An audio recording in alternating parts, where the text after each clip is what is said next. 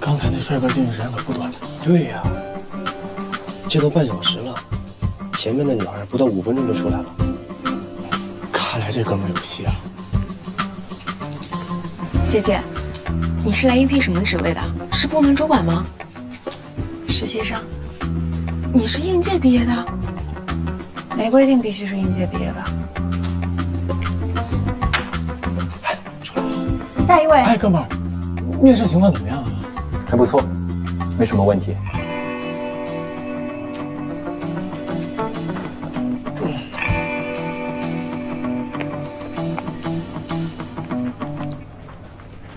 你研究生毕业之后一直没有工作吗？我看贵公司对实习生的要求是不需要工作经验。可是我们公司也没有毕业了6年还在做实习生的人。要知道，刚毕业的这6年对于职场人来说可是非常宝贵的6年。6年对谁来说都很宝贵。当然，如果贵公司愿意给我一个机会，我相信未来的6年我也会做得很好。那你先做下自我介绍。基本资料在个人简历里面都写得很清楚了，我就不再复述了。我觉得我这个人有4种能力还是比较突出的：观察能力、学习能力、适应能力和创新能力。你这对自我的评价可不低啊，有什么依据吗？我想大胆冒昧地猜测一下，贵公司在未来是不是有布局健康产业的计划？是不是有构建上下游一体的创新方向？你是在我们公司有什么熟人吗？没有，来之前做了一些功课，阅读了几篇贵公司合伙人最近的文章。我看有频繁地提到医疗数据、人工智能和个性化医疗的话题，所以我认为这代表了贵公司对健康产业的关注。那一体化方向你是怎么猜到的？我看刚才的面试，男孩子时间长一点，女孩子短一点，形象好的时间长一点，形象普通的就短一点。当然了，不是说贵公司以貌取人，我认为合理的解释应该是在未来的时间里面，贵公司对频繁出差和外事接待的用人方面有大量的需求。好，我们对你的能力也已经有一定的了解了，我们会认真考虑的。好，谢谢。你给我玩一会儿。彤彤，把娃娃还给妹妹。哎，彤彤，玩一会儿，这是我的，你给我玩一会儿嘛。给。你俩这就算分居了？你老公就一直住这屋呀？没有啊，他从论坛回来以后就出差了，也没在家里。怪不得你那么没精打采的，是不是把他撵出来之后找不着台阶下呀？没事啦，哄男人很简单的，我可以教你。我哄他干嘛呀？我在想我面试的事儿呢。我面试的时候，我觉得聊得非常好，是真的聊得挺好的，怎么就没有下文了呢？那就是没通过呗。哎，你不用太在意。我能不在意吗？就算没通过，是不是也应该打电话告诉我一下为什么呀？我不是早就跟你说过吗？职场对当了妈的女性，她就是很不友善，所以我就说你赶紧给自己找个台阶下，哄哄你老公，把老公当老板没什么不好的，省得在外面受气啊。妈妈，我渴了，我要喝水。我也渴了。反正我是不会放弃的，我要继续找。你们俩要喝什么呀？我要喝饮料。我也要喝饮料。不行，没有饮料，只有果汁。你有6年时间一直在家，那是什么原因让你放弃做全职妈妈而到我们公司来面试呢？是做了这样的人生规划。既然你那么想工作，为什么之前在家待了6年时间？我想培养一个身心健康的孩子，我觉得这是为人父母的责任。哎呀，你这还有这么小一女儿啊？有老人帮忙带吗？没有老人帮我带。那要经常出差呢？完全没问题，必要的出差能配合。我女儿自理能力很强的，她马上要上学前班了。看你的专业是没问题的，毕业学校也是响当当的，但问题是我们这行业的知识更新换代的速度非常快。你作为母亲，怎么平衡工作和家庭？如果是父亲，也要回答这个问题吗？你有这么长的空档期，有没有担心过自己无法再融入职场？不担心，我觉得这6年反而给我积蓄了力量，让我更渴望实现自己的职业理想。你觉着以你目前的情况呢，能不能适应我们这种高强度的工作？我会用最快的时间去学习，完成知识更新，所以非常需要这样的一个机会来证明自己。我知道，作为一个实习生来说，我年纪是有点大了。你这6年的空档期确实是个大问题。对，我有6年的空档期，我没有工作经验。我不觉得年龄是个障碍，我的个人生活肯定不会影响到工作的。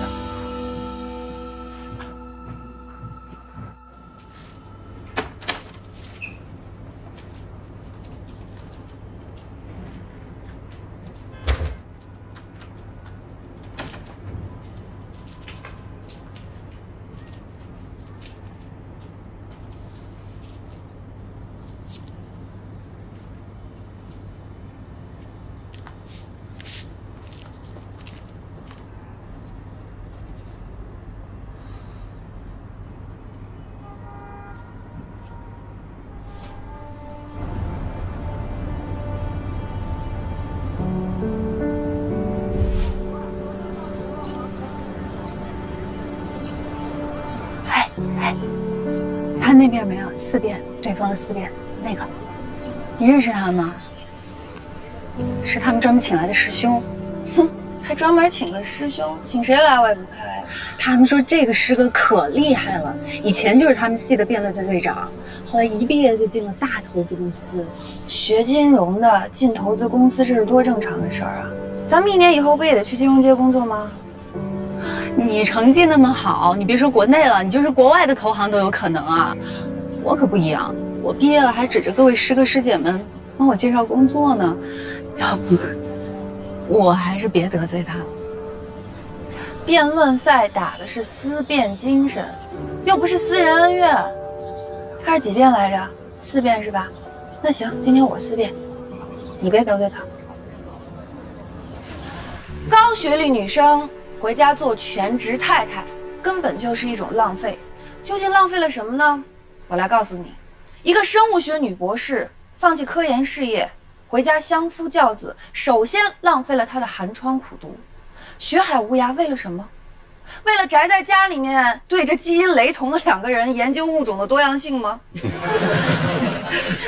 求学之路道阻且长，自己卧薪尝胆，家长望眼欲穿，就像千军万马过独木桥。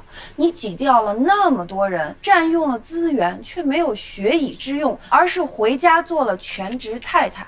你以为仅仅是浪费了你寒窗苦读那些岁月吗？不止，你还浪费了教育资源。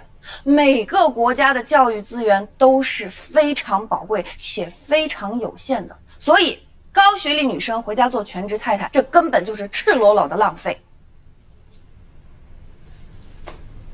高学历女生做全职太太当然不是浪费。如果我们接受高等教育只是为了事业，是不是太狭隘了？一个生物学女博士做全职太太，会教会整个小区的人种植花卉，将知识的种子传播出去，这是浪费吗？文学女博士做全职太太，言传身教，把孩子培养成栋梁之才，这是浪费吗？如果你觉得这是浪费，那说明你把学历孤立地看成了敲门砖，把你对成功的理解强加在别人身上。那么男性为什么不可以放弃高学历和事业，成为全职先生呢？你认为一个女性可以在家实现自我价值，那么我想请问你，全职太太是一种职业吗？谁来给她发工资呢？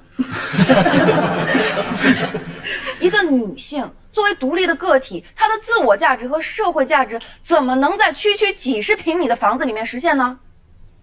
一个人的选择是不是浪费，只有他自己有发言权。我们接受高等教育是为了成为更好的人。高学历女生即便是在家，也不会放弃提升自我。每个人都有追求幸福的权利。如果她觉得做全职太太是幸福的，这不是很有价值吗？那么我想请问你本人会因为成为谁的全职先生而感到幸福吗？那么你又凭什么觉得一个女性放弃自我，成为谁的全职太太会感到幸福呢？对方辩友，这不是今天的辩题。今天辩论的焦点不是女生，也不是高学历，而是不是浪费。如果一个人闲下来享受生活是一种浪费行为吗？还是他陪伴孩子的成长是浪费行为呢？当然不是，一个妈妈陪伴自己的孩子那是最幸福的事情，但不需要无时无刻。我们今天要讨论的是全职，所谓全职就是24小时，一天全天候，只做好妈妈、好太太。而我认为，一个女人不只是好妈妈、好太太这样的身份，她首先要是她自己。你愿意放弃自己的高学历和事业，成为全职先生吗？你不会因为放弃自己的专业技能而感到遗憾吗？我愿意。我倒是想请问对方辩友，如果你的家庭非常需要你，你就完全不会做出全职太太的选择吗？我当然可以做这样的选择啊，但我不会永远是一个全职太太。我相信在我的未来生活中，我也会遇到一个跟我志同道合、持相同观点的先生。未来遇到，那说明你现在还没有先生，你也没有婚姻生活。金融圈有句话，不知道你听说过没有？千万不要拿自己的主观臆断来判断你自己的操作。那我想请问对方辩友，你有婚姻生活吗？你也没有婚姻生活，你发表这样的言论，完全是为了赢得这场比赛，信口开河。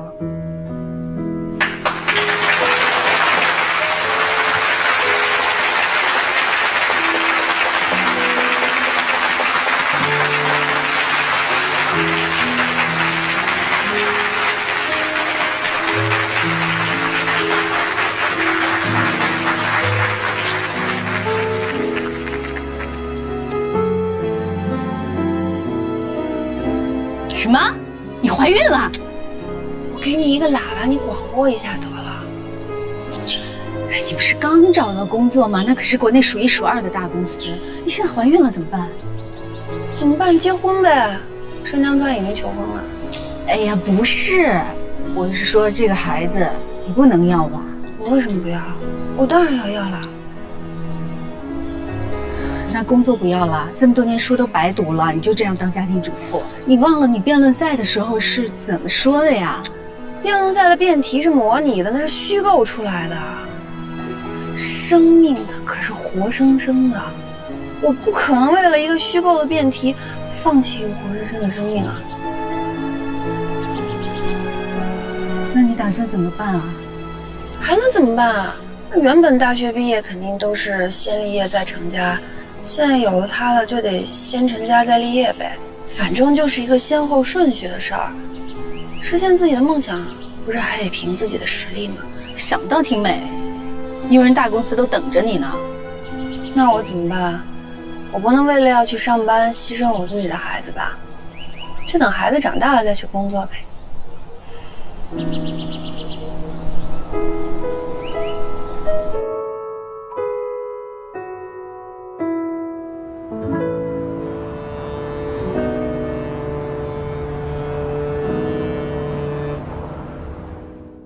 你好，请问几位啊？2位。好的，请稍等。好。你帮我介绍那2家公司，一点消息都没有。你帮我问问呀。哦，对，我忘告诉你了。第一家呀，你面试完，人家马上就给我打电话了。他们公司还是觉得你工作经验有一些欠缺。我又不是去面试经理，我去从实习生做起啊，我还要什么工作经验啊？说白了，肯定就是觉得我当了6年的全职妈妈，生活负担重。这也太不公平了。你说我要是一个男的，我去面试，我说我有孩子，他们也会这么想啊？所以人家也没明说呀，不了了之就是答案。公司有公司的难处，人家可是多1毛钱都不愿意花。再说了，你不介意当实习生，人家还担心你生2胎呢。2位里面请。就这种职场环境，还生什么2胎啊？我觉得以后连1胎也不敢生了。女孩子我看就别学金融了，一进了金融圈，就不能生孩子，不能结婚。我再跟你说说第2家吧。第2家那个女面试官对你印象特别好，她特别想把你留下来。为了你的事儿，她还专门跟他们公司领导坐下来，好好的聊了聊。可最后还是他们领导那儿没过，主要问题就是出现在你这6年的空档期。空档期怎么啦？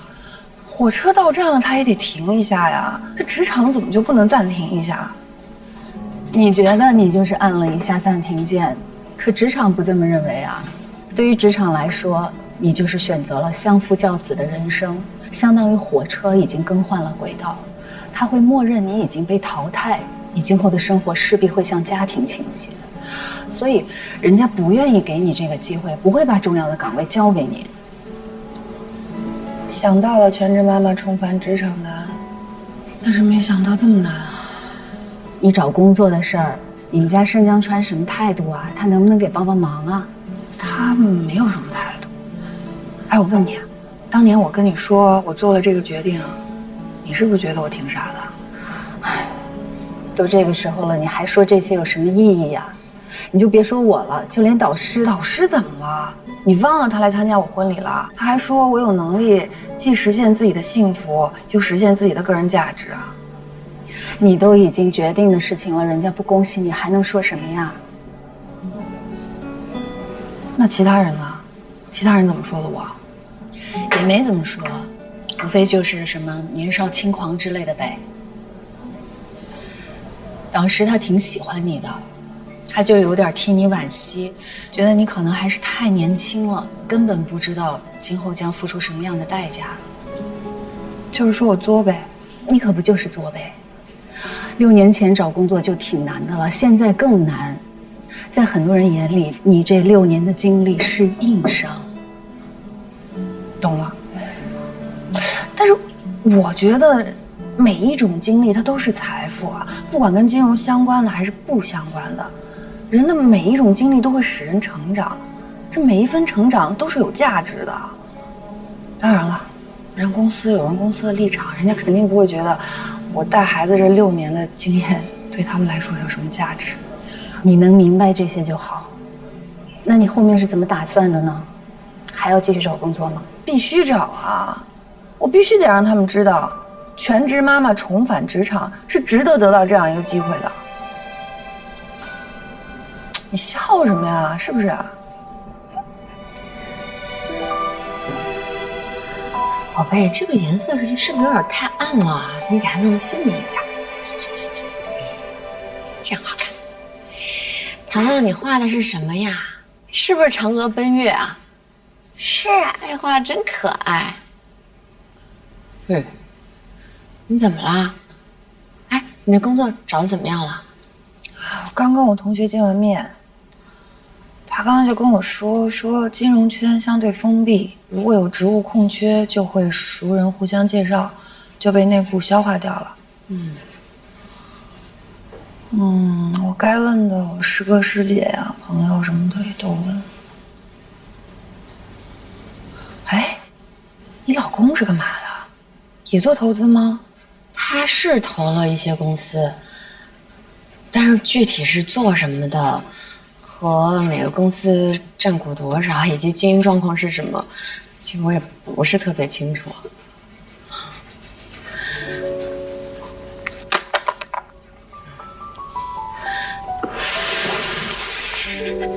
其实呢，我连他1年到底能挣多少钱，我也不太清楚。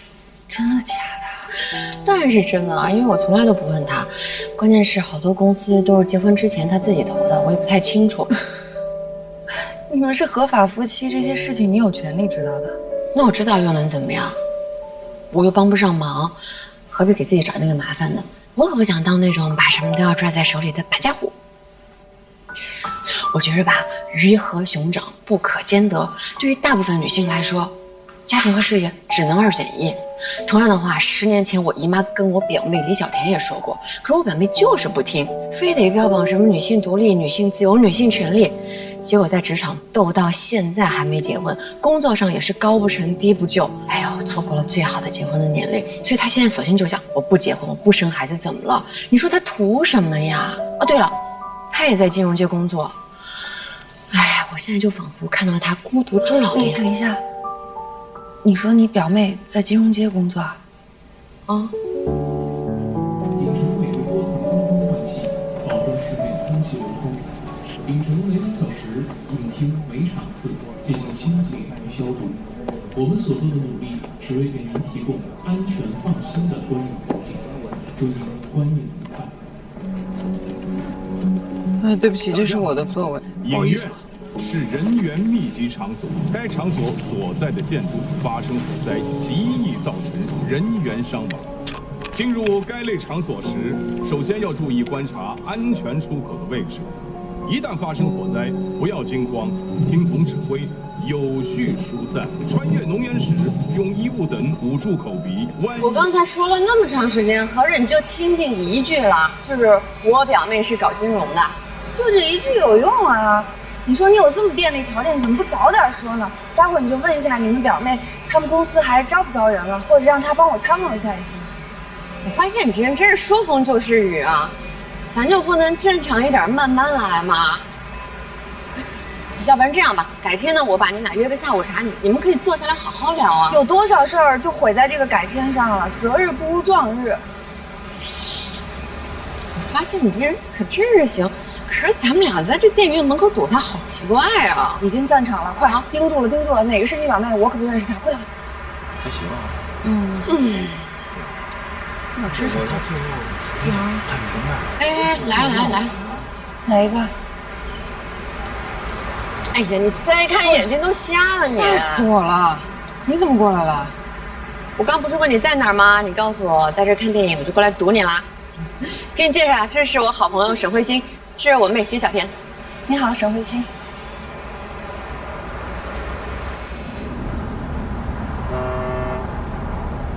你家好高啊！哎，你看见没？远处那个船。哎呦，你办事儿太有效率了。看见了。行啊。白色的。哦，那行，我跟他说。哎，挂了啊。你表妹。啊，他怎么说啊？他说他们公司新来一个上司，正好在招人。如果你要感兴趣的话，明天去试试。我感兴趣啊。可是他还让我跟你说，别抱太大希望。哦，没关系的，有机会就是好的。谢谢啊。不用客气。这我谢谢你表妹。糖糖，糖糖，待会儿咱们还有网课要上，快走了走了，先回家。宝贝，过来送送糖糖，下回再来玩啊。我们下次再约。拜拜，拜拜，拜拜，宝贝，下回再来玩啊。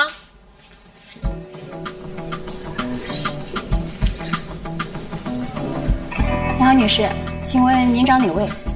我是来面试的。好的，您请跟我来，这边请。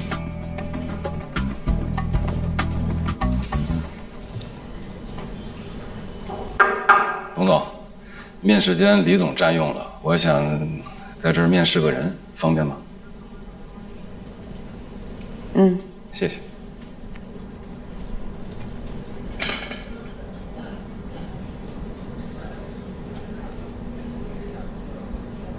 霍总，人来了。也还没有请教，这位女士怎么称呼，在哪家公司高就？我现在还没有在那家公司。怎么是你？你叫沈慧清啊？啊，你好，霍总。这金融圈还真是小啊！小啊！我刚才说这怎么这论坛上没编够，跑到这儿来跟我一决高下？不是，讨论。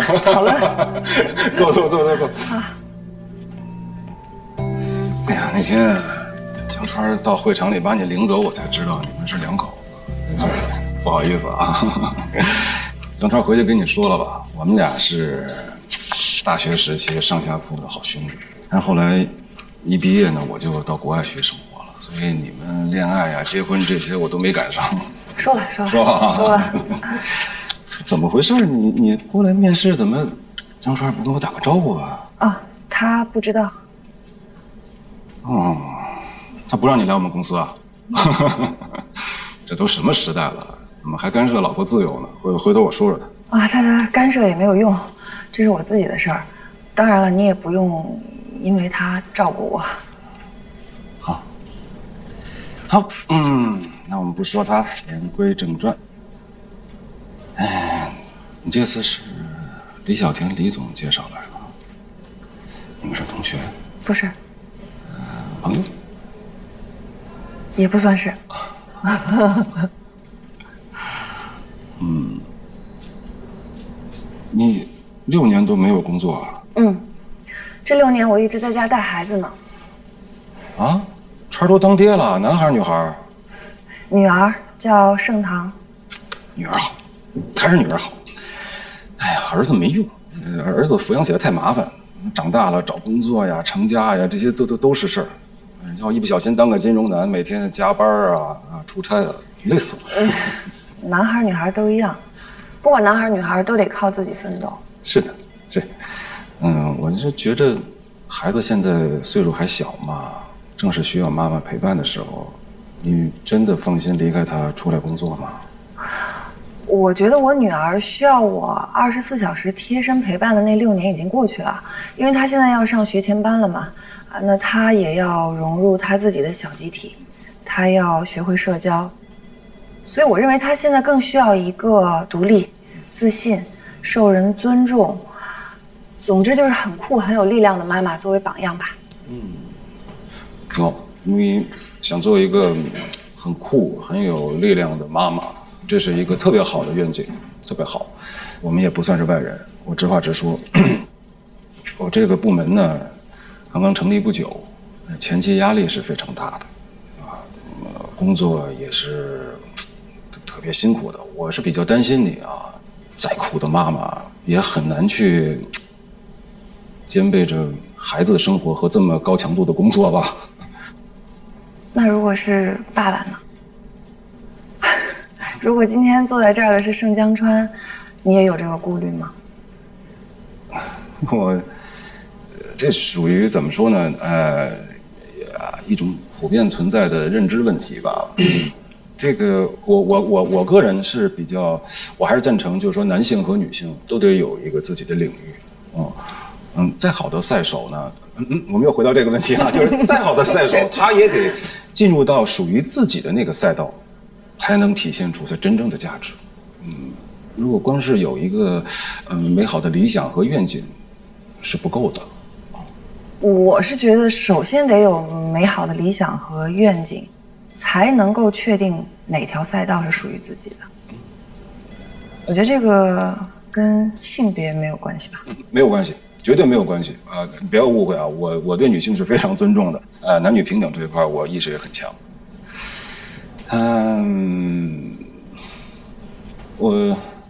其实我也不是只担心你作为母亲这个身份，我个人呢，因为刚刚从国外回来不久，你也没有国内的工作经验，这就相当于是咱们俩的短板碰到了一起。那今后在工作当中，这个工作效率是令人堪忧的。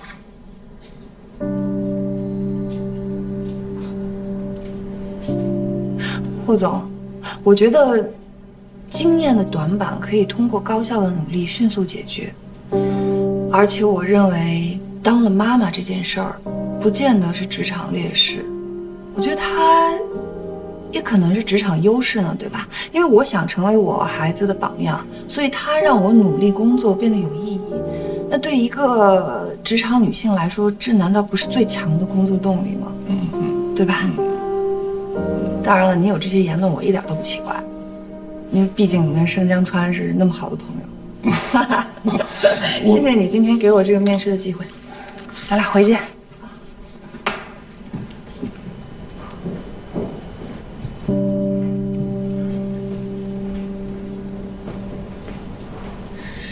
打扰了，冯总。